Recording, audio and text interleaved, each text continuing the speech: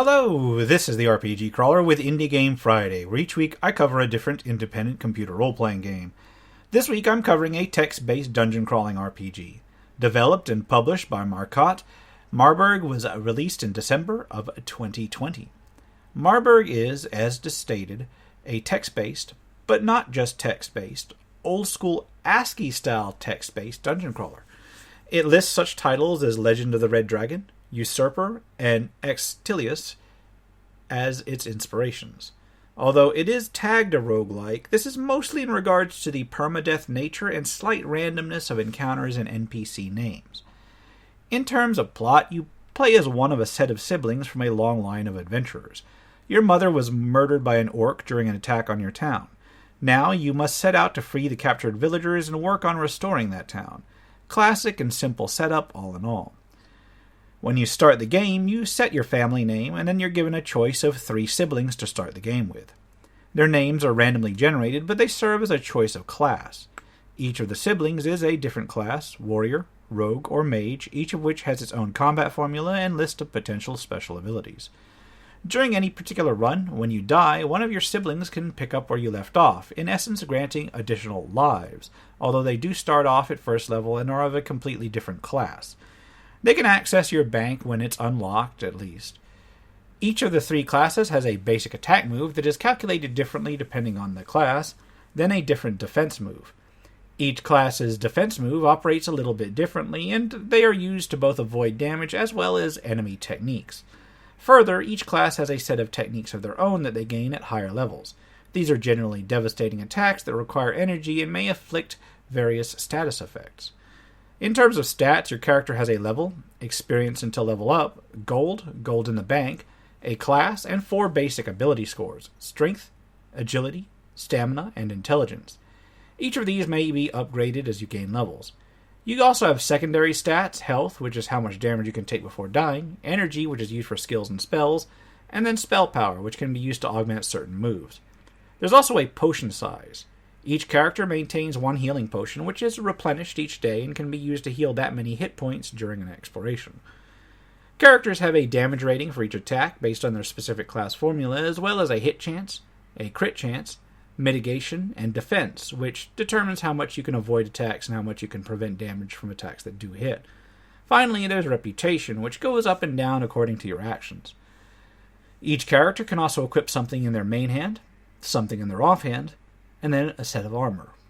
They can't carry any additional things for those slots, so when you upgrade a slot in the shop, the prior item is automatically sold. When you're out in the field, if you upgrade it, it's just discarded. These items may be augmented by things that you unlock later in the game.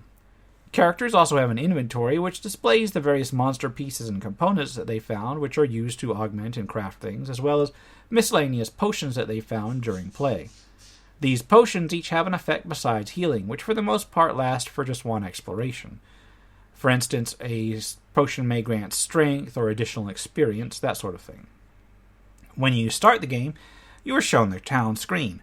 It is extremely limited at first, but places get unlocked as you proceed through the game. Initially, you just have a tavern where you can find clues to the quest you're on, talk to the bartender, and so forth, as well as your home where you can rest for the day, the graveyard where you can review your family's dead members, and the combat arena. In order to proceed through the game, you need to hit the arena to prove that you're capable of the quest at hand. As you progress through the game, however, you will unlock adventure areas, various types of shops to buy and sell gear, a bank where you can store gold and invest in the bank's returns, a level master where you can level up after you've got enough experience, and so forth. While you may meander around town all you wish, advancing to an adventure area may be done only once per day, after which you must sleep at home before venturing out again. Eventually, you may be able to mix up your own drinks at the tavern, or even augment or craft weapons using a machine that you find early in the game, provided you have the right combination of monster-dropped components. Adventure areas come in 2 main types. First is your basic dungeon type. In these, you are presented with a representation of the room that you're in at the bottom, as well as a crude map of the rooms nearby to the right. Your options in each room are presented with the key necessary to press highlighted. Dungeons are laid out in a roughly 2D grid, with each room having either a static event or a random one. Random events are generally like random encounters in other games and are useful to accrue loot and experience, while fixed events may offer a more in-depth series of options or may be associated with quests, with specific monsters and gold each time. Non-combat encounters are generally described in the upper half of the screen and may offer a series of options, the success of which are based off of a particular stat that a character may have. Each character class favors a different set of stats, so for instance a mage will be better off at solving intelligence-based tests, while a rogue may be better at agility-based ones. Some of these encounters are pretty old school from a tabletop perspective as well, and may result in either temporary or permanent changes to the character, for better or for worse. The other main adventure area is the forest, which can be used as a sort of experience grind to prepare for later elements in the game. In the forest, you proceed deeper into the forest through a series of encounters and may leave at any time. Every 12 encounters you advance in the forest, it advances its depth by 1, which increases both the risks and rewards and returns you to town. When you return after leaving the forest, you start at the very last depth you unlocked. The combat system is round-based, whether it be with a set encounter or a random one. You can encounter several different types of monsters, including entire groups of monsters and different types, each of which has its own health, attack, and defense, although these are hidden from you. Well, except for the health, of course. They also have their own special moves, depending on monster type. During each round, you are given the option to attack, defend, or use a special skill. You can also attempt to heal using your potion, which does not take your turn, or to run away. The monsters' names and health are displayed above, as well as what their intention is. Basic attacks are not a problem, but many monsters have devastating moves that need to be watched for. You may either try to defend or avoid these moves, although that's not guaranteed, or try to take the monster out before the move actually goes off, which is a little bit risky unless you know that you can kill the monster that round. Once you have entered what you will do for that round, the round is then resolved and the results displayed. Then, if both sides are still alive, it proceeds to the next round automatically. When you die, you are returned to the character selection screen to select from the remaining siblings.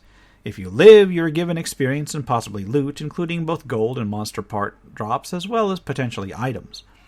As you defeat the various dungeon areas, more and more the plot is revealed, and you are pitted against harder and harder creatures, forcing you to update your gear and level up.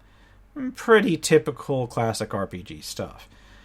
In terms of presentation, the sound is non-existent, while the graphics are, as mentioned, entirely represented by ASCII characters. Enough color is used to make the display easier to read than one might expect, although this is definitely going to appeal mostly to those of us who have a fond recollection of other text-based games from the MUD and BBS era. With that in mind, the actual design of the encounters and adventures, as well as how they are written, brings to mind classic tabletop scenarios. If you enjoy these classic go to the dungeon, free the prisoners from an evil orc sort of setups, with the occasional weird and mystic event thrown in, then you may well enjoy the adventure portion of the game despite how clunky the presentation is. And once you've learned the hotkeys, play actually becomes very fast.